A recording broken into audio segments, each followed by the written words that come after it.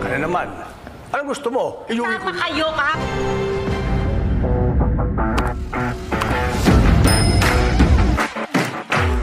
Inutusan ni Miguelito si Ponggay na imasahe siya sa loob ng opisina. Habang ginagawa ito, hindi na napigilan ni Ponggay ang pag-iyak sa pinagagawa sa kanya. Pero patuloy pa rin sa pag-utos si Miguelito, tila wala itong pakialam sa nararamdaman niya. Hindi na kinaya ni Ponggay kaya sinabi niyang maaari niya itong kasuhan kahit pa mayor siya. Hindi nasindak si Miguelito at mas lalo pa nitong inabuso ang sitwasyon. Doon na lumaban si Ponggay, tinadyakan niya si Miguelito, dahilan para mapahiga ito sa sahig. Nasalubong ni Nanita at Marsing si Jackie at agad nila itong kinausap. Nagtataka sila kung bakit sila ang nasisisi sa issue. Gayong si Jackie raw mismo ang nagsabing tipirin ang relief goods para kumita sila. Pero agad din ni Jackie ang paratang, sinasabing huwag siyang baliktarin ng dalawa. Nagalit si Nita at nagbanta na ilalabas nila ang mga baho ng pamilya Guerrero. Sa inis, sumigaw siya na bumibili ng boto sina Jackie. Pero bago pa siya makapagpatuloy, agad siyang binatukan ni Jackie bilang babala. Bumaling si Jackie sa mga tao at sinabi na sina Nita at Marsing ang may kasalanan kung bakit maraming na food poisoning. Lalong nag-apoy ang galit ng crowd. Bigla nilang sinugod sina Nita at Marsing, binugbog, pinagpapalo at pinagtulungan hanggang bumagsak ang dalawa sa lupa. Duguan at walang kalaban-laban.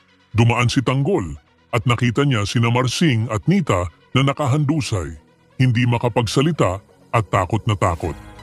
Nilapitan niya agad ang mga ito at kahit natatakot pa sila, sinabi niyang tutulungan at ilalabas niya sila doon para makaligtas.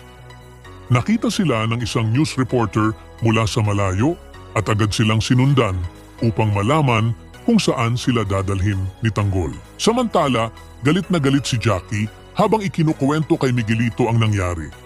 Para sa kanya, bago pa makapagsalita sina Marsing at Nita at ilabas ang mga baho ng pamilya Guerrero, kailangan na silang patahimikin ng tuluyan. Sa kabuuan ng mga pangyayari, lumabas ang matinding tensyon at tunay na kulay ng bawat karakter. Sa loob ng opisina, ipinakita ni Ponggay na handa siyang lumaban kapag nalalagay sa abuso, kahit pa si Miguelito mismo ang may kapangyarihan. Samantala, nalantad ang pagkakasangkot ni Nanita at Marsing sa isyu ng relief goods. At dahil sa galit ng taumbayan, sila mismo ang naging biktima ng marahas na pagtuligsa. Habang bumabagsak si Nanita at Marsing sa gitna ng galit ng publiko, lumitaw si Tanggol bilang tanging may malasakit sa kanila.